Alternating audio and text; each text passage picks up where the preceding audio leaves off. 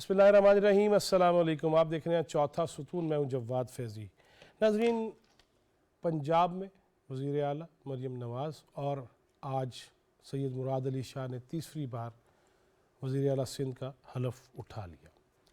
28 को यानी कि कल बलूचिस्तान और खैबर पख्तूनख्वा की असम्बलियों के इजलास होंगे और यूँ 29 को जो आइनी कानूनी तौर पे अगर जनाब सदर मुमलिकत असम्बली का इजलास नहीं बुलाते तो फिर वो जो मुतय्यन करदा दिन है उसके तहत 29 को कौमी असम्बली का इजलास होगा। उधर इलेक्शन कमीशन ऑफ पाकिस्तान के एलामिये के मुताबिक 1 मार्च को सदर मुमलिकत के इलेक्शन के हवाले से शेड्यूल और पब्लिक नोटिस जारी कर दिया जाएगा, लेकिन आज ही से कागज़ात नामज़दगी सदर मुमलिकत के लिए जो ख्वाहिशमंद हैं वो ले सकते हैं इस्लामाबाद से, और जो सूबाई इलेक्शन कमीशन के ऑफिस हैं वहाँ से, कि वो भी अगर चाहते हैं कि वफाक को मजबूत किया जाए और ख्वाहिश है कि वो सदर मुमलिकत हों तो वो कागज़ात नामज़दगी जमा करवा सकते हैं। लेकिन जो हमारे सामने तस्वीर है, जो मंज़र है, वो यूँ है कि जनाब शहबाज शरीफ वज़ारत उज़्मा का हलफ उठाएंगे और जनाब आसिफ अली ज़रदारी पाकिस्तान के सदर मुमलिकत होंगे। वंस अगेन, एक दफ़ा फिर शहबाज साहब भी दूसरी बार वज़ीर आज़म होंगे और जनाब आसिफ अली ज़रदारी वो भी सदर मुमलिकत होंगे। लेकिन सबसे अहम जो नुक्ता है, जो पॉइंट है, वो ये है कि तमाम सूबों में मुख्तलिफ़ सियासी जमातों की हुकूमतें हैं, तो क्या हमने इसको एक दूसरे को नीचा दिखाने के लिए इस्तेमाल करना है या तरक्की के लिए, इस्तेहकाम के लिए और इखलाकी तौर पर भी अपने आप को अपलिफ्ट करने के लिए? ऐसा मुकाबला हो सकता है कि सारे उस दौड़ में शरीक हों जिसमें आला इखलाकी रवायात भी हों और मामलात की बेहतरी भी हो। क्या ऐसा होगा? दुआ तो यही है कि ऐसा हो, लेकिन अगर ऐसा नहीं होगा तो फिर मुल्क के लिए वो बेहतर नहीं होगा। इन्हीं मौज़ूआत पे बात करने के लिए ज़हमत दी है नौमुंतखब रुकन कौमी असम्बली पाकिस्तान पीपल्स पार्टी के मरकज़ी रहनुमा और आला कारोबारी शख्सियत जनाब मिर्ज़ा इख्तियार बेग। बहुत शुक्रिया साहब आपकी तशरीफ़ लाने का, और मुबारक आपको, हलफ भी 2 दिन में आप उठा लेंगे जी। सीनियर साफ़ी, तज़ियाकार, बड़ी गहरी निगाह भी रखते हैं और उस ख़यालात का मलका भी बहुत बदरजा आतम मौजूद है जनाब अहमद मंसूर। बहुत शुक्रिया अहमद मंसूर साहब आपकी तशरीफ़ लाने का। बेग साहब, आपसे आगाज़, क्या वो कौन सा सबसे बड़ा नंबर 1 मसला जिसे फौरी तौर पे एड्रेस होना चाहिए सूबों में भी और वफाक में भी? नंबर 1, नंबर 2, नंबर 3 मेरे नज़दीक तीनों में जो सबसे अहम है वो माशियत की बहाली है। इकॉनमी रिवाइवल इस वक्त सबसे ज़रूरी है, क्योंकि लोगों की बड़ी एक्सपेक्टेशंस हैं। लोग चाहते हैं महंगाई कम हो, लोग चाहते हैं सनतकार कि बिजली और गैस की कीमतें जो IMF के कहने पे बढ़ाई गई हैं, जो उनकी एक्सपोर्ट के मुकाबले से सख्त को मुतासर कर रही हैं, एक्सपोर्ट बढ़ने के बजाय कम हो रही है। वो 9 सेंट्स पे जो उनको खुशखबरी सुनाई थी गौहर एजाज साहब ने, लेकिन वो चीज़ IMF की मंजूर ना होने की वजह से अभी तक फाइनल नहीं हो सकी है। 9 सेंट्स पर किलोवाट पावर के रेट, तो ये सब चीज़ें बहुत ज़रूरी है। उसके बाद नंबर 2 पे अगर आप मुझसे पूछते हैं तो वो है IMF की 2 चीज़ें हैं।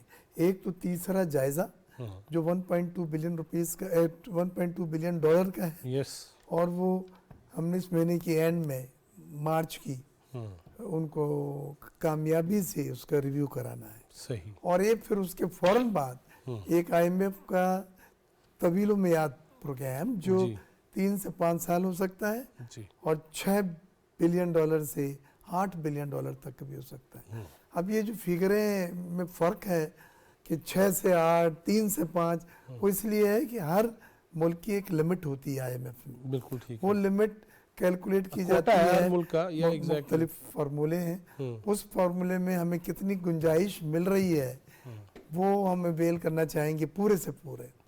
तो इस लिहाज से दूसरी चीज़ जो सबसे बड़ी है वो IMF का एग्जिस्टिंग प्रोग्राम जो नौ मुंतखब हुकूमत के लिए ही बनाया गया था, 1.2 बिलियन की पेमेंट मिलेगी क्योंकि इसकी 3 किस्तें की थी।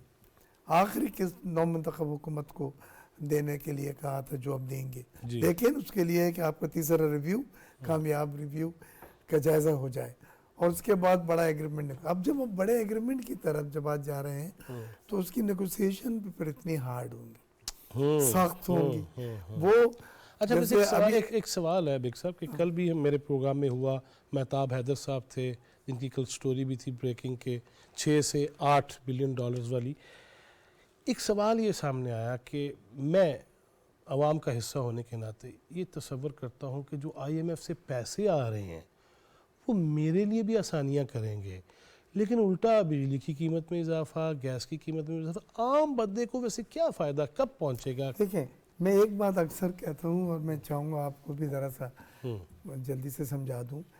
IMF हमें ये नहीं कहता कि बिजली बढ़ाएं, गैस बढ़ाएं, पेट्रोलियम मसनूआत बढ़ाएं। वो तो एक रेवेन्यू की आमदन जो है सही, वो अपने कर्ज के हिसाब से और जो अदायगियाँ आपने करनी है, एक्सटर्नल पेमेंट्स हैं आपकी, उसके हिसाब से वो कहता है कि जी हमें इतना रेवेन्यू चाहिए। अब वो रेवेन्यू उनका ये कहना है कि जी अभी 3 सेक्टर आपने छोड़े हुए सिर्फ इसलिए कि 20 MNA 25 MNA आ जाते हैं FBR चेयरमैन के पास, शटर डाउन एंड स्ट्राइक की बात करते हैं और अब वो प्रोग्राम शेल्फ कर देते हैं। उसमें उन्होंने कहा पहले नंबर पे हमारी रिटेलर्स है, दूसरे नंबर पे रियल एस्टेट है सही, और तीसरे नंबर पे एग्रीकल्चर है। तो ये 3 शोबे को बिल्कुल IMF मुतमईन नहीं है कि इससे हासिल होने वाली आमदनी ना होने के बराबर है। टैक्स रेवेन्यू हमारा 9% बमुश्किल पहुंचा है। हमारे खत्ते में जो दीगर ममालिक हैं उनका टैक्स टू GDP रेशियो 15% तक पहुंच चुका है। इस लिहाज से इन्हें 2% लाना बढ़ाना पड़ेगा। 2% एक बहुत बड़ी परसेंटेज है कि आप सालाना टैक्स टू GDP रेशियो बढ़ाएं। उसके लिए यकीनन आपको उन शोबों को टैक्स नेट में लाना होगा जो अभी तक आपने छोड़े हुए नहीं ला सके। और ये 3 शोबे IMF ने आइडेंटिफाई करके हाथ में थमा दिए हैं, रिटेलर है, एग्रीकल्चर है, रियल एस्टेट है। सही, तो इन चीज़ों के मैं समझता हूँ ये बहुत बड़ी इकोनॉमिक चैलेंजेस हैं जो आने वाली हुकूमत को आने हैं, और उनकी तरजीहात प्रायोरिटी जो आपने पूछी मेरे नज़दीक ये 2 तो मस्ट है, टॉप पर, must of the must. Top. मैं राउंड पूरा कर लूँ तो प्लीज मैं वेलकम करूँगा सना मिर्जा साहिबा को। बहुत शुक्रिया, बहुत आप फिर शुक्रिया। काफ़ी अरसे बाद आए इस प्रोग्राम में। मैं माजरत भी चाहती हूँ कि मैं थोड़ा सा लेट आई हूँ, लेकिन नहीं, आपका अपना था जी, प्रोग्राम तो जी, उस हवाले बिल्कुल। से। अहमद मंसूर साहब, आपके नज़दीक अब देखिए ना, गुलदस्ता है, मैं तो गुलदस्ता ही समझूंगा जब तक कि मुअत्तर माहौल से अगर हम आग लगाने पे खुदा न खासा नहीं जाते तो गुलदस्ता ही कहना चाहिए। तमाम जमातों के पास हुकूमत है, कहाँ कहाँ से शुरू होना चाहिए सबको? इकॉनमी से सबसे पहले। और जो मिर्जा साहब ने बात की है, जो जो प्रायोरिटीज़ हैं तो यही, ये कोई ऐसी चीज़ नहीं है कि किसी को समझ ना आए। लेकिन यहाँ 2 चीज़ें हैं, IMF से भी मिल जाएं और आपके दोस्त ममालिक से भी फंड्स मिल जाएं। ये वो पैसे हैं, ये मैक्रो आपके हैं कि जो अशारिये कि आपने जो पेमेंट्स देनी है इस 1 साल में आपने उनका अरेंज करना है ताकि आपको कुछ सांस आए। ये पैसे अवाम पे लगने के लिए नहीं मिल रहे, ये उन्होंने खुद अपने ही पैसे इस हाथ से दे के इस हाथ से ले लेने हैं, क्योंकि वो ड्यूज हैं जो हम पे अदायगियां हम ड्यू हैं। नकद है, क्या खूब सौदा नकद है। तो जो अवाम की नजर हो है और जो इन हुकूमतों को करना है, वो अब इनको अपनी जो जहां जहां आपकी वो होल हैं, पैसा जा रहा है, उसको बंद करना है। जो आपकी प्रोडक्टिविटी है इकोनॉमी में उसको देखना है, नई इनकम जनरेट करनी है। अभी हमारा मुल्क जो है वो सिर्फ एक्सपेंस, इस पे अखराजात हैं, इसमें इनकम हमारे मुल्क में नहीं है। तमाम सूबों को, वफाक को, अदारों को अब पैसा कमाने की तरफ जाना है और वो बिजनेस कम्युनिटी को भी सपोर्ट करनी है। अब इसमें हमें, अगर आपने ये डॉक्यूमेंटेड इकोनॉमी के चक्करों में पड़े और पैसा डिक्लेयर करें तो हम ये नहीं कर सकेंगे। इधर एक बड़ा इनको स्टेप लेना पड़ेगा कि कोई भी यहाँ पे इंडस्ट्री लगाए, कोई कारोबार शुरू करे, वो पैसा जहां से लेके आए उससे ना पूछें। कुछ इस तरह की चीजें करनी पड़ेंगी आउट ऑफ बॉक्स, क्योंकि IMF ने सख्ती से यही मैं नो एमनेस्टी उन्होंने मना किया है। हाँ। लेकिन आपके पास चारा नहीं है कुछ करने की वो इसके कहते हैं सिवा। ये ब्लैक मनी और मनी लॉन्ड्रिंग के भी अगेंस्ट है, जो हमारे कवानीन हमने साइन किए हुए हाँ, तो इंटरनेशनल। इसका भी काश ताल्लुक- IMF ये लंदन में जो लोगों ने प्रॉपर्टियां पूरी दुनिया से पैसा लूट के ली हुई हैं वहां भी पूछे, काश अमेरिका में जो इन्वेस्टमेंट्स हैं उनसे भी पूछे, बस हमें ही पूछेगा, गरीब मुल्कों को पूछेगा। हाँ तो फिर तो बताना भी तो पड़ेगा ना, अगर पूछेगा तो वो तो वही तो बेगसर वही कह मैं रहे कह रहा हूँ। सर ना। मुआशी मामला सबके ज़बान पे है कि ये सबसे पहले बेरोज़गारी है, गुर्बत है, बच्चे हैं, बीमार हैं, बड़े हैं, जो रोज़मर्रा मसाइल का सामना है सबको।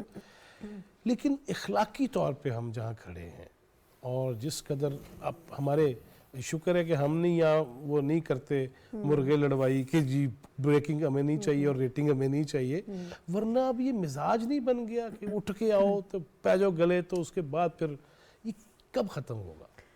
देखिए मेरा ख्याल है कब ख़त्म होगा कि डिबेट तो करनी बेकार है, क्योंकि हम सोसाइटी वाइज जिस लेवल के ऊपर जा चुके हैं, मुझे नहीं लगता कि ये कोई बहुत जल्दी चीज़ें ठीक हो सकती हैं। और दूसरी बात यह है कि जो पॉलिटिकल पार्टीज़ हैं माशी तौर पर ज़रूर इख्तियार साहब मेरा ख्याल है कि इनको तो सेकंड ही करना चाहिए, नंबर्स में ये बहुत अच्छे हैं और इन्होंने इकनॉमिकली जो चैलेंजेस उस पर बात की है, लेकिन हमें इखलाकी से ज़्यादा इस वक्त सियासी चैलेंजेस को भी मद्देनज़र रखने की ज़रूरत है, क्योंकि जिन लोगों को आप आइडियलिज्म की बुनियाद के ऊपर कॉपी करते हैं, जिनको पोर्ट्रे करते हैं और जिनको फॉलो करते हैं, वो अब अल्टीमेटली सियासी शख्सियात हैं, वही ट्रेंड बना रहे हैं, उन्हीं ट्रेंड्स को फॉलो किया जा रहा है। तो अगर हम लीडरशिप की बात करें तो मुझे ज़ाती तौर पर लीडरशिप किसी भी पॉलिटिकल पार्टी की अब उस लेवल पर नहीं लगती है जो कि नई जनरेशन को ट्रेन कर रही हो।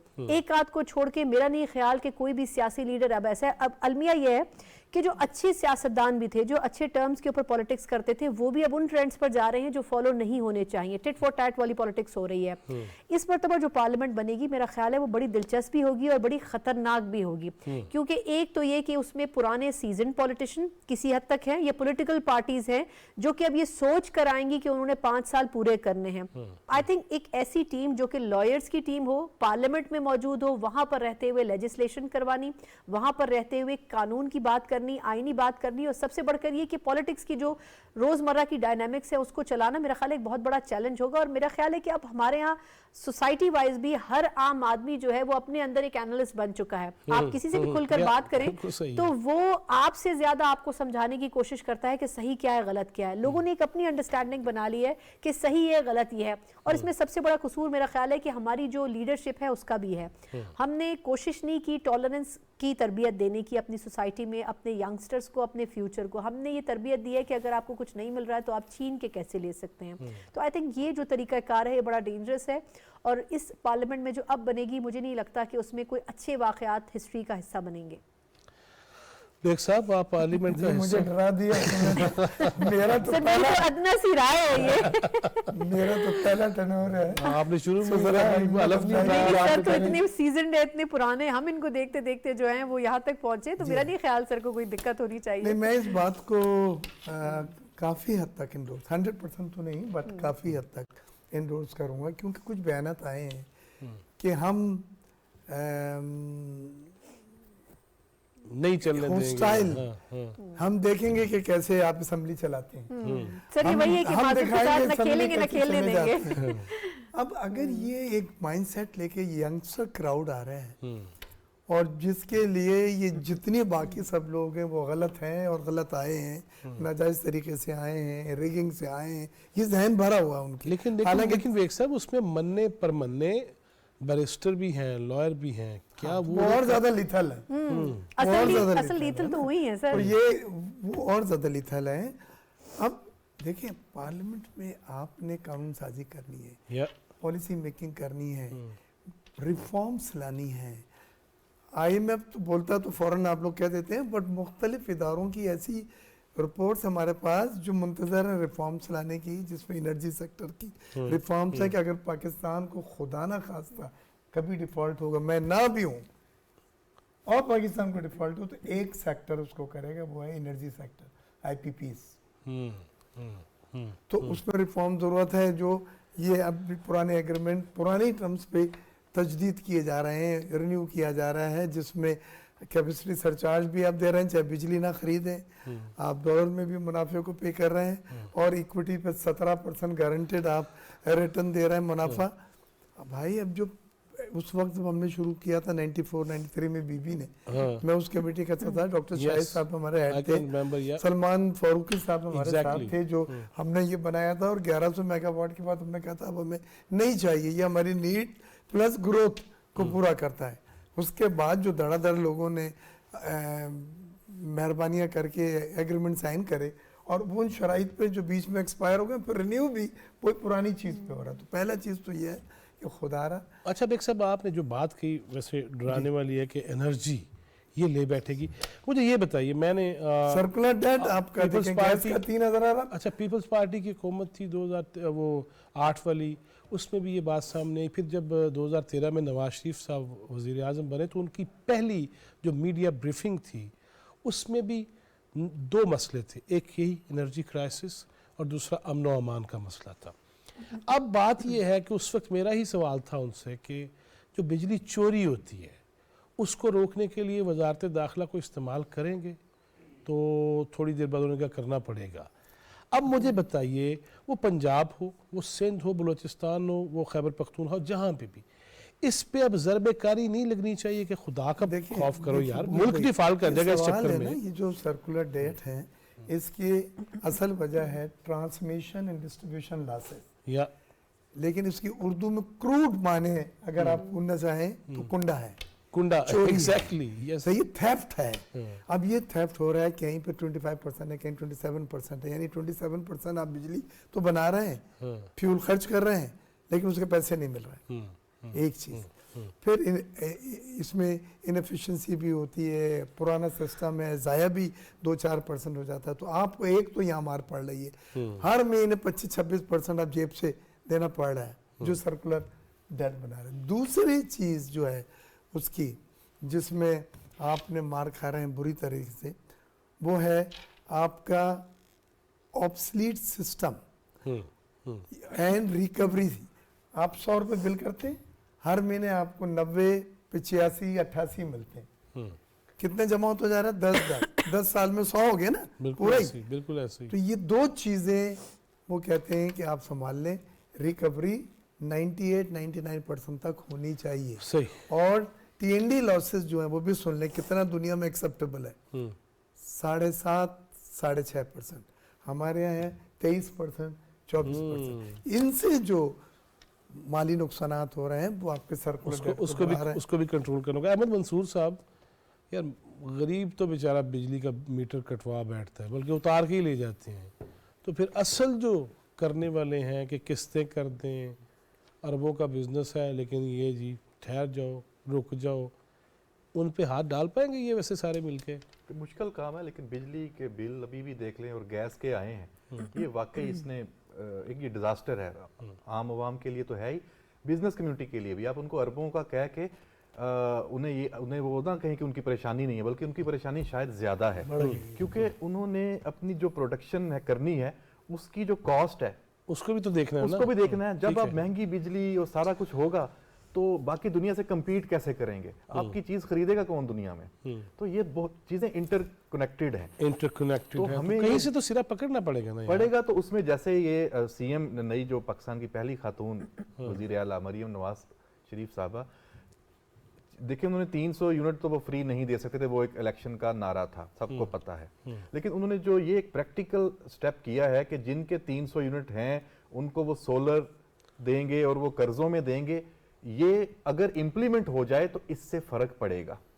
देखें सोलर पैनल्स आपके मुल्क में अपने बनते हैं, आपको ये कहीं से मंगवाने भी नहीं है, देखा ठीक, उसी को आप तो एक्सपेडाइट इससे करें, तो इकोनॉमी का भी अच्छा खासा इसी तरह फायदा जो होगा। बिजनेस कम्युनिटी को भी दें तो करना। देखें बिजली तो तवानाई तो देनी पड़ेगी, कहीं से भी लानी पड़ेगी, आपको तवानाई देनी पड़ेगी, आपकी मुल्क की बुनियाद ही इससे है, और सस्ती तवानाई। या एग्जैक्टली, ये तभी नहीं कि फायदा, आप- तभी बिजनेस कम्युनिटी आगे फल फूल सकेगी ना। तो इसलिए आप दोबारा ईरान जो पाकिस्तान हमारे गैस साथ- पाइपलाइन पे जा रहे हैं कि ग्वादर में आप इंडस्ट्रियल जोन बनाना है, तो चलो कम से कम वहां तक ही ले आए, तो एक यहाँ से वहां से फिर कराची आ जाए। बिल्कुल तो ठीक है। ये चीजें हैं, ये आपको देखें करना पड़ेगा, और इस पे बाकी अमेरिका से भी बात करनी है और बाकी दुनिया से भी कि हमें भाई आप कुछ ना कहें, हमें ईरान से लेने दें।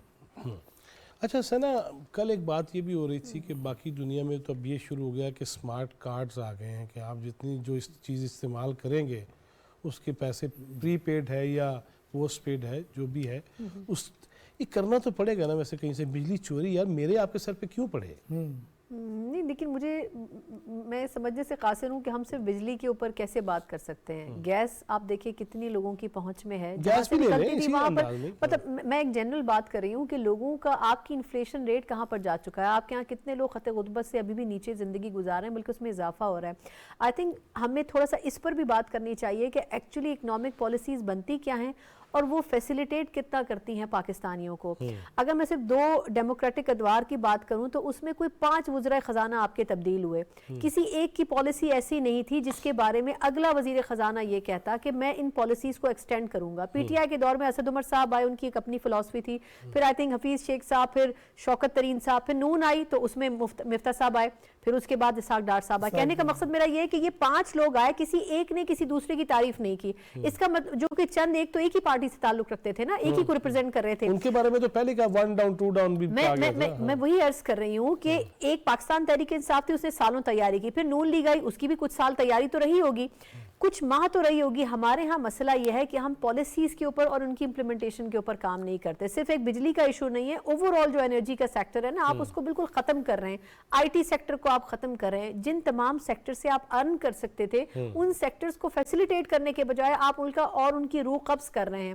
تو اگر ہم یہ کہیں کہ اس حکومت کے پاس چند چیلنجز ہیں تو میرا خیال یہ ہے کہ یہ حکومت 2 سال اگلے جن چیلنجز سے نمٹے گی, اس کے بعد بریتھنگ سپیس آپ کی اکانومی کو ملے گا. تب کہیں جا کے آپ کہیں گے کہ اب آپ عوام کی ریلیف کا کچھ سوچ سکتے ہیں. اوکھا پیدا ہے. ادروائز آئی ایم ایف اگلے 3 سال تو ویسے ہی آپ کی گردن کے اوپر پیر رکھ کر بیٹھا ہوا ہوگا. تو آئی تھنک یہ بڑا مشکل ہوگا. اور اس میں اصل مسئلہ یہ ہے کہ ہم 2 سال 3 سال اور 5 سال کے صرف ریفارمز پہ بات کرتے ہیں, جب تک ہم نے گورنمنٹ میں رہنا ہوتا ہے. ہم 10 سال 20 سال کے ریفارمز کے اوپر بات نہیں کرتے, اور اسی کا آؤٹ کم پھر یہ ہوتا ہے کہ ہمارے پاس پلاننگ میں کچھ ہوتا نہیں اور ایگزیکیوشن نہیں ہوتی کامیاب. اور عید کے بعد مولانا آ گیا تو پھر اور مسئلہ بن جائے گا. آ رہے ہیں سننے میں تو آ رہا ہے کہ کچھ ایسی موو چل رہی ہیں, تو یہ انفارچونیٹ ہوگا. اور جو پی ٹی آئی یا جو سنی تحریک والے جو ایم این اے اتحاد کونسل, اتحاد کونسل والے, ان کا جو پارلیمانی, میں یہ سمجھتا ہوں جو پارلیمانی گروپ ہے اس کی پولیٹکس ڈیفرنٹ ہوگی. وہ پازیٹیو رہنے کی کوشش کرے گا, جو نہیں جیت سکے وہ تنگ کریں گے. اچھا جی بیگ صاحب, چلیں اب بات شروع ہو ہی گئی ہے تو اب آپ ایم این اے ہیں, اب آپ صرف معاشی تجزیہ کار نہیں یہ اب آپ سے بہت سارے سوال ہو رہا کرنے ہیں. یہ بتائیں کہ جی ڈی اے اور دیگر جماعتیں, جے یو آئی بھی, پھر حافظ صاحب بھی بڑے شعلہ بیانیاں وہ دکھا رہے تھے, کیسے ٹیکل کریں گے؟ سڑکیں بند کر دیں گے تو کیا کریں گے؟ نہیں دیکھیں, یہ تو ذہنی طور پہ آپ نے تیار رکھنا کہ اس بار بہت سخت اپوزیشن کا آپ کو سامنا ہے, اس میں کوئی شک نہیں ہے, کوئی دو رائے نہیں ہے. ٹھیک ہے, نہیں انہیں تو قائل تو کرنا پڑے گا نا کہ راستہ چلے مل جل کے اختیار کر لیتے ہیں. میں تو یہ چاہتا ہوں, وہ میری خواہش ہے, بلکہ جب بات ہو رہی تھی مسلم لیگ نون اور پی پی پی کی, انہی دنوں میں پی ٹی آئی سے بھی بات کی گئی تھی کہ بھائی آپ نیشنل گورنمنٹ بنا لیں, آ جائیں ساتھ مل کے کر لیتے ہیں. لیکن انہوں نے ٹوٹلی ریفیوز کیا, نون کو بھی اور پی پی پی کو بھی. ہمیں بھی منع کر دیا انہوں نے کہ نہیں, ہم نہیں انٹرسٹڈ ہے. تو میں یہ سمجھتا ہوں کہ اگر ہم سب یہ سوچ کے کہ ملک ورسٹ پاسبل سینیریو سے گزر رہا ہے اور ہم اس کو صحیح کرنے آئے ہیں, مل کے کریں. آئی ایم ایف کے پروگرامس وغیرہ جو ہیں وہ کسی ایک کے مفاد میں نہیں ہے, ملک کے مفاد میں. مجھے بڑا افسوس ہوا, میں نے تمام اخباروں میں اس کے اوپر کنڈیم بھی کیا, کرٹیسزم بھی کیا, جب یہ سننے میں آیا کہ آئی ایم ایف کو پی ٹی آئی لیٹر لکھ رہا ہے اور وہ یہ کہہ رہے ہیں کہ آپ اپنی جو اسٹینڈ بائی ارینجمنٹ ہے, جو آپ کو قرضوں کا پروگرام ہے, اس کو آپ ووٹ آڈٹ سے لنک کریں, منسلک کریں اور مشروط کر دیں. یہ بتلائیں کہ یورپین یونین کے اور 29 ڈفرینٹ ممالک کے آبزرور آئے ہوئے ہیں, انہوں نے ایک پولنگ اسٹیشنوں کے وزٹس کیے ہیں, انٹرویوز لیے ہیں, فوٹو کھینچے ہیں. وہ ایک اپنی رپورٹ کمپائل کر کے بھیجتے ہیں اپنے ملک کو, پھر ان کے ملک ہمیں اس پہ سوالات پوچھتی ہے. وہ ایک طریقہ کہہ رہا ہے. آپ کس طرح سے آئی ایم ایف کو کہہ سکتے ہیں کہ آپ الیکشن آڈٹ میں اپنے آپ کو انگیج کریں پاکستان کو؟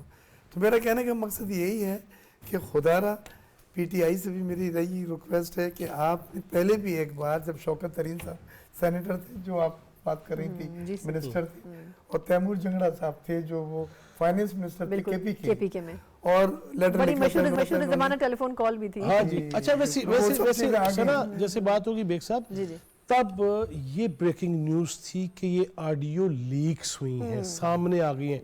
अब तो धड़ल्ले से कह रहे हैं और मीडिया दिखा रहा है, तो इसका मतलब है वो आज आने से पहले आपके प्रोग्राम में मैं टीवी में सुनता हुआ आया हूँ कि जी कल लेटर लिखा जाएगा, यानी उसमें कोई उन्हें एम्बैरेसमेंट या वो कोई झिझक या कोई हार नहीं है। मतलब हम यहाँ तक पहुँच गए हैं कि पहले लीक्स और इंकशाफ और खबरें, अब वो सरेआम कह रहे हैं कि करेंगे। तो देखें, ये जहाँ आपके ज़ाती मफादात, कौमी मफादात के ऊपर हावी हो जाएं, जहाँ आप ये समझने लगे कि सियासत में हर चीज़ जायज़ है, तख्त या तख्ता, वहाँ पे फिर कोई असूल नहीं रहते। और ये उसी की एक बड़ी बदसूरत मिसाल है। मैं ये समझता हूँ वो कोई भी सियासी जमात, चाहे पीपल्स पार्टी हो, सही कोई भी हो, चाहे पीपल्स, मैं क्रिटिसाइज करूँ, मैं करता रहा हूँ अपने कॉलम्स में, आर्टिकल्स में, टीवीज में, कई जगहों पे। तो अगर कोई ऐसी करती है तो लोगों को उसे कंडेम करना चाहिए, क्योंकि वो मुल्क के अगेंस्ट ये काम कर रही है। तो ये मैं नहीं समझता है इससे पॉपुलरिटी मिलेगी किसी सियासी जमात को, इस तरह के ओछे हथकंडे इस्तेमाल करके, बल्कि आप मुल्क को नुकसान पहुंचा रहे हैं। देखिए IMF का 3rd रिव्यू नहीं कामयाब होता, 1.2 बिलियन आपको नहीं मिलता। IMF को बड़ा एग्रीमेंट को लिंक कर देते हैं कि जी इलेक्शन ऑडिट के लिए आपके एक्सटर्नल पेमेंट जो है, line up balance of payment आपके तमाम जो गिनी हुई, ये आएगा तो ये जाएगा, ये आएगा तो ये जाएगा, वो तो सब लटक जाएंगे ना सर। आपको मुल्क डिफॉल्ट की तरफ, आपका रुपया 300 350 पे पहुंच जाएगा ना, जो आज स्टेबल है। तो ये सब चीज़ें मैंने अपने जो कंडेम किया था उसमें लिखी हैं कि ये उसी के ऑफशूट्स होंगी और ये जिम्मेदार होंगे फिर अगर इन्होंने इस तरह की हरकतें की। अच्छा जी, अहमद मंसूर साहब, 190 मिलियन पाउंड वाला जो केस है उसकी भी आज फ़र्द जुर्म आयद हो गई है, तो अब मज़ीद हमें तलखियाँ देखने को मिलेंगी, उस तरफ नहीं जाएंगे।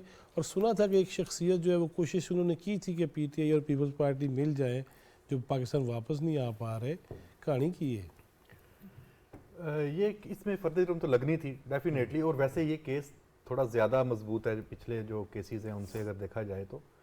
और बाकी सुलह की कोशिशें पहले भी रही हैं, अभी भी रही हैं, शायद कहीं कोई अंडरस्टैंडिंग हो भी।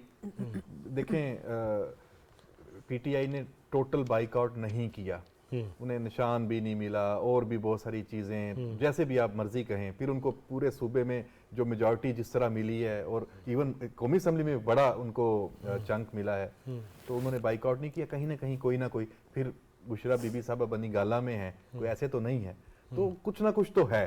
तो ये कुछ ना कुछ आगे बढ़ेगा इसी शर्त पे जो बेग साहब ने कहा कि नेशनल गवर्नमेंट, तो चले आप ऑपोजिशन जरूर करें, सिस्टम को चलने दें। तो देखिए, जब आप इतने मुश्किल सूरत हाल से निकल के आज यहाँ आ गए हैं कि चारों सूबाई असम्बलियां भी बन रही हैं, वफाक भी मुकम्मल हो रहा है, पार्लिमान भी हो रही है, सदर का भी हो जाएगा, तो फिर मेरा ख्याल है थोड़ा बहुत और दबाना पड़ेगा ना, तो बाकी भी सिस्टम चला ही लेंगे।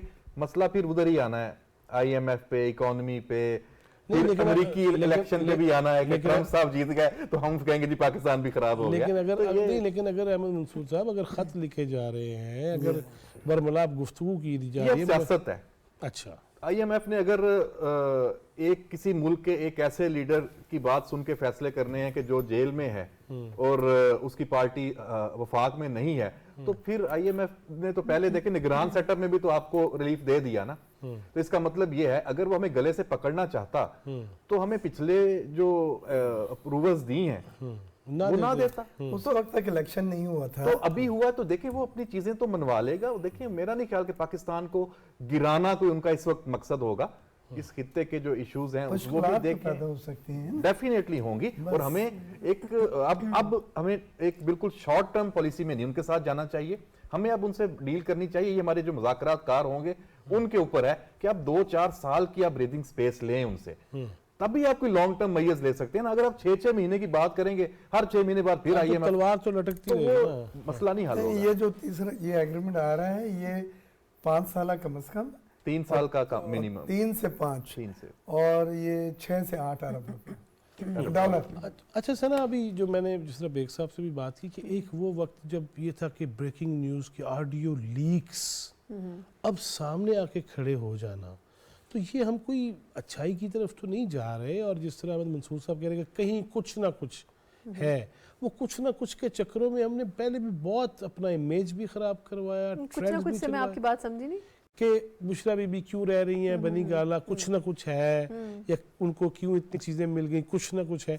वो कुछ ना कुछ के चक्करों में हम काफ़ी ज़्यादा कुछ ना कुछ नहीं हो गए। कुछ ना कुछ ही हो गए। वैसे अगर आप पूरे पाकिस्तान की बात करें, मेरा ख्याल है पाकिस्तान इटसेल्फ कुछ ना कुछ हो गया, अगर मैं सही बात करूं। देखिए बुशरा बीबी क्यों वहां रह रही हैं, मेरा ख्याल है कि सिक्योरिटी रीजंस हैं। अगर हम ये कहें कि मरियम साहबा को भी जेल में नहीं रखा गया, तो आई थिंक साबका खातून अव्वल हैं, अगर उनको इतनी रिस्पेक्ट दी जा रही है, हालांकि वो कई जगहों पे ये कह चुके हैं कि हमें ज़रूरत नहीं, हम जेल में रहना चाहते हैं, लेकिन आई थिंक जहाँ तक डील की बात है, मुझे नहीं लगता कि जो बानी चेयरमैन है पीटीआई के, क्योंकि जो उनकी पर्सनैलिटी है वो बड़ी रिजिड है, नॉन कॉम्प्रोमाइजिंग है, वो अपनी चीज़ चाहे सही हो या गलत उस पर स्टैंड करते हैं। आज तक उनकी नज़र में उस्मान बुज़दार साहब सही फैसला थे, आज तक उनकी नज़र में महमूद खान साहब सही फैसला थे, वो ये रियलाइज़ ही नहीं करते कि उनकी तरफ से कोई गलती हो सकती है। लेकिन आई थिंक जहाँ तक अंडरस्टैंडिंग की बात है, मैं सिर्फ एक चीज़ ज़रूर ऐड करना चाहूँगी जो IMF से रिलेटेड थी। जब ये इलेक्शन नहीं भी हुए थे, उस वक्त भी जो बात की जा रही थी, तो IMF या इस किस्म के इदारे सिर्फ अंडर प्रेशर ला सकते थे, लेकिन उनके एजेंडा या उनकी डोमेन में नहीं आती थी ये चीज़ें। लेकिन उन्होंने पूरी तौर पर अपनी पावर्स को इस्तेमाल करने की कोशिश की।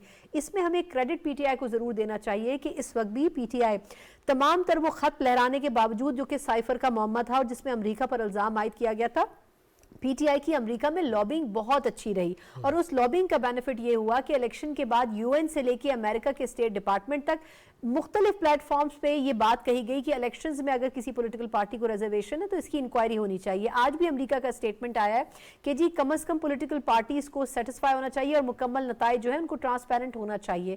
कहने का मकसद मेरा ये है कि अगर वो ये सब कुछ कह रहे हैं तो उनको ज़रूरत नहीं है कि पाकिस्तान के इलेक्शन के ऊपर बात करें, लेकिन पीछे बैक एंड पे कहीं ना कहीं PTI की लॉबिंग है जो कि बोल रही है। तो अगर हम ये कह दें कि IMF बिल्कुल खामोशी से सिर्फ एग्रीमेंट करेगा और चला जाएगा, आई डोंट थिंक सो कि ऐसा होगा। वो यकीनन टेबल पर ना सही, लेकिन बैक एंड के ऊपर वो बात जरूर की जाएगी कि आप पॉलिटिकल पार्टीज को स्पेस दें, चाहे आप उसको डेमोक्रेसी का नाम दे दें, लिबर्टी का नाम दे दें पॉलिटिकल पार्टीज के लिए, लेकिन ये चीजें एजेंडे पर उनके जरूर होंगी। ये तो आपने बात बजा कही कि इलेक्शन 3% नताज पे जो ट्रेंड्स चले, तो आपने जिस मुल्क का नाम लिया वहाँ से ही व्हाट्सएप कॉल आ रही थी ना उनकी आवाज़ में कि मेरा ये उम्मीदवार है, इसको वोट दीजिएगा। एक ब्रेक ले लेते हैं नाज़रीन, एक छोटा सा वक्फा है, वक्फे के बाद वापस आते हैं, मज़ीद बातें करते हैं, हमारे साथ ही रहिएगा।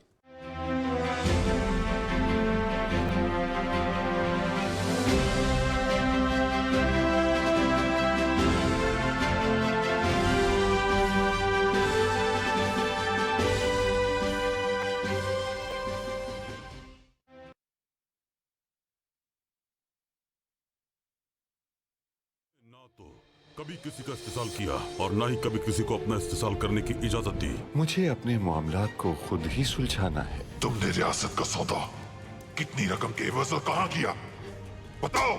यानी उसको खामोश करवा दिया गया है ताकि वो कुछ बता ना सके। मैं ये काम अपने तरीके से करूंगी। तुम उसे जाने की इजाजत कैसे दे सकते हो? अगर वो हवेली फरोख्त हो गई तो महमूद जलालुद्दीन को एक और मौका हाथ आ जाएगा। अब्दुल हमीद को शायद अंदाजा हो गया है, इसलिए वो फिर से मेरे पीछे पड़ गया है। अब्दुल हमीद का इस तरह से कत्ल हो जाना उसे जाबाज बना देगा। करासो का ताल्लुक भी महसन से है। हम अच्छी तरह जानते हैं कि आप किसके साथ हैं। ये अफसरदा रवानगी ताकतवर वापसी में तब्दील हो जाएगी। हम ये वाली दुकान लेंगे। कल हम ईद की नमाज पढ़ने के बाद वहाँ रवाना होंगे। बाबा बेटे,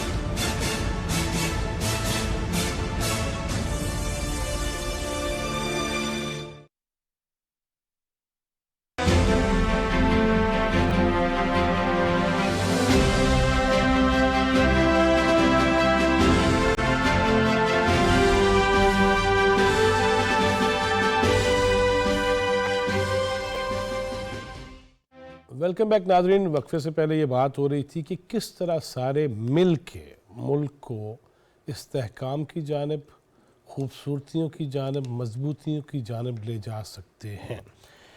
मिर्ज़ा इख्तियार बेग साहब, अभी बात हुई बैरून मुल्क की, प्रेशर की, लेकिन ओवरसीज़ अहमियत के हामिल हैं, there is no doubt about it, लेकिन उनकी जहन साजी जिस तरह की गई, फिर वहाँ से जो ریاست شخصیات کے حوالے سے جو ٹرینڈز چلائے جاتے ہیں، جو پوری دنیا میں بیٹھے ہوئے وہ لوگ جنہیں ہم جانتے بھی نہیں ہیں، وہ پاکستانی ہونے ضروری نہیں ہے، وہ پھر اسے جو ٹرینڈز میں حصہ ڈالتے ہیں، ریٹ پوسٹ کرنا، پھر اس پہ تبصرے کرنا، اس چیز کو کیسے کم کریں گے؟ اس کے لیے بھی کوئی قومی اسمبلی میں کوئی بات ہوگی یا بس پروگرامز میں ہی ہوگی؟ جی دیکھیں، آپ کی باتوں کا جو لب لباب ہے وہ یہ ہے کہ ہم نے قوم کو تقسیم کر دیا ہے، ہم نے ذہن جو ہیں تقسیم کر دیے ہیں، نوجوانوں اور بڑے عمر کے نہیں بلکہ پاکستانیز، اوورسیز پاکستانیز، نوجوان اینڈ ادرس، جو لوگ یہ سمجھتے ہیں کہ ملک میں زیادتی ہو رہی ہے، کسی ایک شخص کے ساتھ زیادتی ہو رہی ہے. اس الیکشن میں ہمدردی کا ووٹ آپ کو ایلیمنٹ نظر آیا، بڑے واضح نظر آیا، اور ایک سمپتھی کے طور پہ لوگوں نے الیکشن میں حصہ لیا. میں یہ سمجھتا ہوں کہ یہ پیرامیٹرز نہیں ہونے چاہیے ووٹ دینے کے. پیرامیٹرز آپ کی ہونی چاہیے آپ کے کنٹریبیوشن کیا ہے. یہ کارکردگی. اگر عمران صاحب بارشوں کے بعد کراچی آئے تھے چوتھے دن اور 1100 ارب روپے کا پیکج اعلان کر کے گئی تھی، تو آج میں پوچھوں کہ اس میں سے کتنے ارب روپے لگ چکے ہیں؟ 500، 400، 300، 200 یا 100؟ بلکہ حیدرآباد سے تو ان کو لائیو کال بھی آئی تھی کہ بڑی مہربانی سارے کام ہو گئے. تو سوال یہ ہے کہ وہ پیرامیٹرز ہونے چاہیے. لیکن اتفاق سے ہم نے ذہنوں کو اور نوجوانوں کے ذہنوں کو خاص طور سے اتنا برین واش کر دیا کہ بڑی کلیئر تقسیم نظر آتی ہے ہمیں معاشرے میں، اور وہ اس الیکشن میں بڑے واضح ہوئی ہے. تو ہمیں پہلے تو اس کو برج کرنا ہے. جی ہم اس تقسیم کو لے کے چل نہیں سکتے. We cannot afford. They are part and parcel of the country. ہمارا نیشن کا وہ ایک اثاثہ ہے، ان کو علیحدہ رکھ کے اس ٹریک میں دوڑ لگائیں تو ہم کامیابی نہیں حاصل کریں گے. انہیں ساتھ میں لے کے ہمیں چلنا ہوگا. تو پہلی میری تو آپ کے چینل کے تھرو اور آپ کے توسط سے یہ ریکویسٹ ہے کہ ہمیں تقسیم ختم کریں. اس میں چینلوں کو بھی بتلائیں کہ وہ تمام چیزیں جو غلط فہمیاں پیدا ہیں وہ اس حد تک نہیں ہیں. یقین کریں جس طرح سے ذہنوں میں ان کے سما گئی ہیں اور وہ ایک دوسرے کو نفرت دیکھتے ہیں. مجھے پتہ ہے، میں کئی جگہ جاتا ہوں تو جب وہ پارٹی کا پوچھتے ہیں اور کچھ کہتے ہیں تو ان میں ایک بڑا واضح مجھے ہیٹریڈ سا نظر آتا ہے. کیوں؟ ہم ایک قوم، ایک ملک ہے، سب پرچم کے سب نیچے ہیں ہم لوگ. اچھا نہیں، آپ جب انتخابی مہم چلا رہے تھے، جب میں بھی کراچی آئے تھے، تو مجھے یہ بتائیے کہ جب آپ مہم چلا رہے تھے تو کیا وہ جو ان کے ساتھ کھڑے تھے یا ان کے جھنڈے اٹھا کے کھڑے تھے یا نام لے کے کھڑے تھے، ان سے نہیں پوچھا گیا کہ یار آپ نے کراچی میں کیا دیکھا ہے اب تک، جب آپ کے ایم این ایز بھی رہے، حکومت بھی رہی، تو ان کے پاس کوئی جواب ہے؟ بہت اچھا سوال آپ نے کیا. اور آپ کیونکہ آئے تھے، آپ کو پتہ ہے میں نے ان سے 2-3 چیزیں میں پوچھتا تھا، کیونکہ مجھے اپنی کمپین کرنی تھی. میں ان کی کمپین کے لیے تو نہیں گیا تھا، تو مجھے اپنے لیے ووٹ مسٹر کرنا تھا. میں نے ان سے یہ کہا کہ دیکھیں جی، پہلے تو یہ 1100 ارب روپے کا ایک آنے کا ایک پروجیکٹ پاکستان میں نہیں لگا ہے ان کا. پھر یہ ہے کہ یہ ایک رات سے زیادہ کراچی کبھی روکے نہیں. ایک رات اپنے پورے ٹینور میں آپ کر لیں، چیک کر لیں. روحانی وجہ. اچھا، کوئی بھی وجہ ہو، ایک شہر ہے، بیرومیٹر ہے اکانومی کا، پورے ملک کو وہاں سے ریونیو ملتے ہیں، 70% ریونیو وہاں سے جاتے ہیں. آپ 1100 ارب روپے کے پروجیکٹ کا اعلان کرنے آئے ہیں اور آپ رات کو رکنا نہیں ہے. جہاں پہ اس میں اونرشپ نہیں نظر آتی، مجھے اس رویے میں اونرشپ نہیں نظر آتی. اور ہم نے ڈیفنس والوں نے کچھ باتیں کی تو ہم نے کہا کہ دیکھیں جی، آپ کے یہ پروجیکٹ ہے پانی کی لائن کا ڈیڈیکیٹڈ، ڈل موٹی سے لے کے اور ڈی ایچ اے کے لیے یہ ہم کریں گے اور فیس بھی کریں گے. اس کے لیے فنڈز ایلوکیشن ہو گیا، ورلڈ بینک کا ہے، PC1 لے کے ہاتھ میں دے دیا، لوگوں نے گوگل کیا. اور تو دیکھیں فرق بڑا واضح ہے، لیکن اس کے باوجود ہم لوگوں کو مطمئن نہیں کر سکے. پھر بھی لوگوں کا ایک ٹرینڈ تھا کہ نہیں جی ایک اور چانس دیں، اور ان کو تو آپ نے 4 چانس دیے ہیں تو انہیں بھی مزید چانس دیا جائے. تو بھائی آپ کے پاس کوئی روڈ میپ ہے، آپ کے پاس کوئی ٹیم ہے. اسد عمر کا جب آپ نے کہا تھا 6 مہینے پہلے اعلان کیا تھا عمران صاحب نے، یہ میرے فائنینس، میرا خیال ہے کہ پچھلے 2013 سے ہم یہی سن رہے تھے کہ جب بھی PTI آئے گی اسد عمر صاحب وزیر خزانہ ہوں گے. انہوں نے کوئی ہوم ورک نہیں کیا، ایسے ہی ہے، کوئی ہوم ورک نہیں کیا. IMF के प्रोग्राम में अनप्रिपेयर्ड गए और IMF में वहाँ पे इससे वो तो जाना ही नहीं चाहते थे, उनका तो ये था कि हम तो जाना ही नहीं चाहते थे। फिर बाद में हफीज शेख साहब को जिस तरह बुलाया गया, वो कुछ लोगों ने भिजवाया कि ये खुदकुशी कर लें, लेकिन वो भी नहीं की थी। अच्छा अहमद मंसूर साहब, अब कराची की बात जैसे हुई है, पानी के किनारे एक शहर है और पीने का पानी मैसर नहीं, अलमिया नहीं है ये वैसे, समंदर के किनारे समंदर है कंक्रीट का, तो इस शहर को इतना फैलने ही नहीं देना चाहिए था।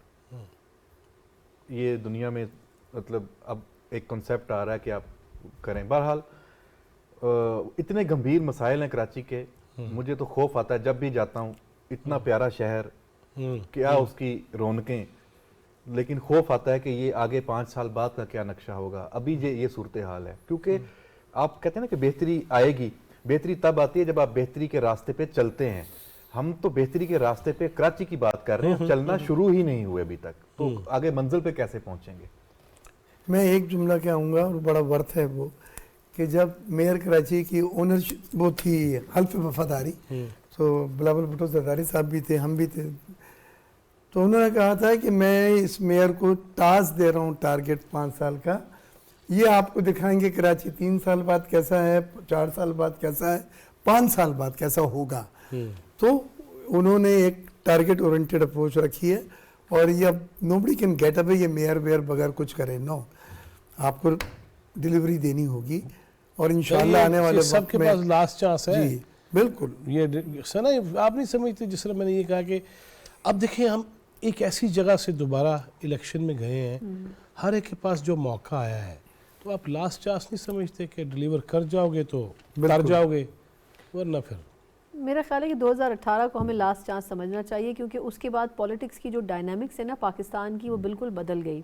पीटीआई को जो स्पेस दिया गया और फिर पीटीआई ने जो रिस्पॉन्ड किया, उसके बाद आई थिंक कि जो सियासत का तरीक़ाकार है और एक दूसरी जमातों को एक दूसरे से जो निमटने का तरीक़ाकार है वो बदल चुका है। अगर आप ये कहेंगे कि ये लास्ट चांस है, तो मेरा ख्याल है कि ये भी डिबेटेबल है कि आया ये पार्लियामेंट अगर तो बनती है तो क्या ये 5 साल पूरे कर सकेगी, क्योंकि जिस तरीके से 16 माह का एक एक्सपेरिमेंट किया गया, उसको आप PDM पार्ट 2 सिर्फ इस अंदाज में नहीं कह सकते हैं कि उसमें पीपल्स पार्टी के थोड़ी करीबी ताल्लुकात थे। इस मरतबा पीपल्स पार्टी ये चाहती है कि वो हुकूमती बेंचेस पर बैठ भी जाए, लेकिन वो वजारतें ना ले। तो आई थिंक ये बहुत बड़ा चैलेंज होगा कि जो रोज़मर्रा के उमूर हैं उनको चलाने में कितनी रिफ्ट्स पीटीआई पैदा करती है, क्योंकि ये स्टेटमेंट हमें अली मोहम्मद खान साहब का ज़रूर याद रखना चाहिए कि उन्होंने कहा था कि हम इस वक्त अपोजिशन में बैठ रहे हैं, लेकिन ये ज़रूरी नहीं है कि हम पूरे 5 साल अपोजिशन में बैठेंगे, ये उन्होंने कुछ दिनों पहले कहा है।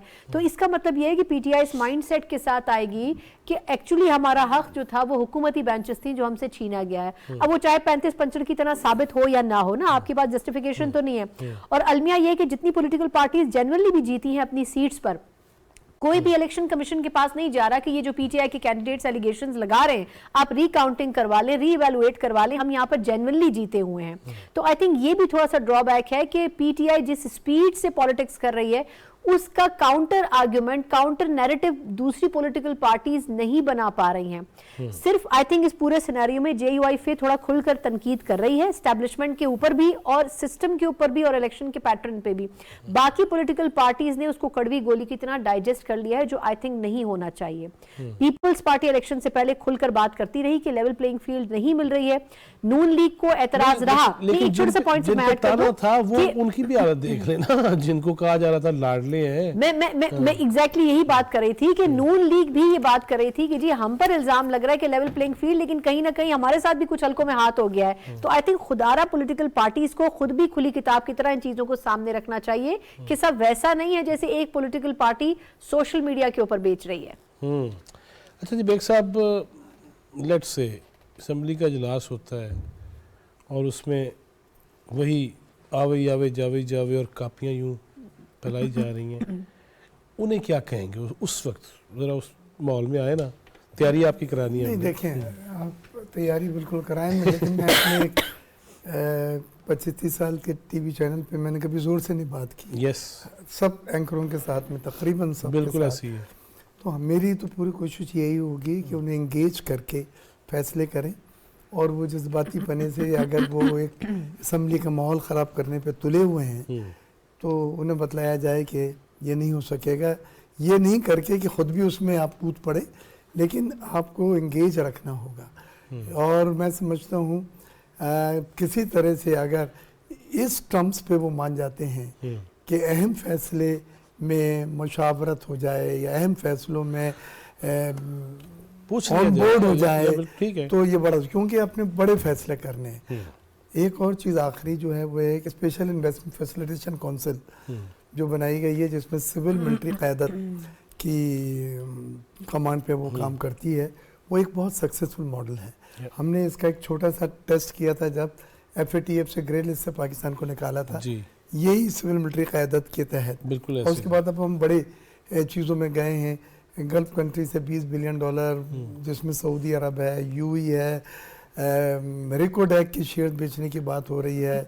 ابھی آپ نے دیکھا ہے کہ ایجپٹ نے $35 ارب کا اپنا ایک آئی لینڈ بیچا ہے UAE کو. ایجپٹ کے بانڈ کی قیمت تھی 50 سینٹ 100 سینٹس والی، 2 دن میں 70 سینٹس ہو گئی. 2 دن میں سوچ بھی نہیں سکتا تھا کہ ایسے باؤنس بیک کرے گا. ڈوبے ہوئے تھے لوگ، مرے ہوئے تھے کہ 50 سینٹس پہ اب ہم کبھی 1 بڑھ جاتا تھا، کبھی آدھا بڑھ جاتا تھا، کبھی 2 کم ہو جاتے. کہنے کا میرا مقصد یہ ہے کہ یہ ان کو لوگوں کا کانفیڈنس بھی ہے، بغیر ممالک انویسٹرز کا بھی کانفیڈنس ہے، اور انہیں پتہ ہے کہ بڑے انویسٹمنٹ میں جو رکاوٹیں ہوتی ہیں کس طرح سے دور کیا جائیں گی، اور ان کو کام کرنے دینا چاہیے. آپ یہ نہ کہیں کہ مجھے جمہوریت میں پورا ہے، میں ہی I'll call the shots.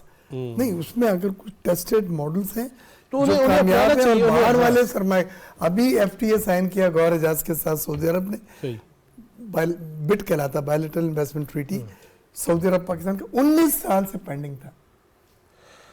وقت چونکہ ختم ہو رہا ہے، 19 سال سے پینڈنگ. نہیں، یہ SIFC نے کرا کے دیا. میں وہی کہہ رہا ہوں نا کہ جو چیزیں 19 سال پہلے ہونی چاہیے تھی وہ اب جا کے ڈیلے چل رہا ہے. ایک صاحب بہت شکریہ، اور اسلام آباد میں بطور MN ایک دفعہ پھر خوش آمدید. بہت شکریہ آپ کا، بڑی احمد مہربانی. منصور صاحب تھینک یو سنا، آپ کے آنے کا بہت شکریہ.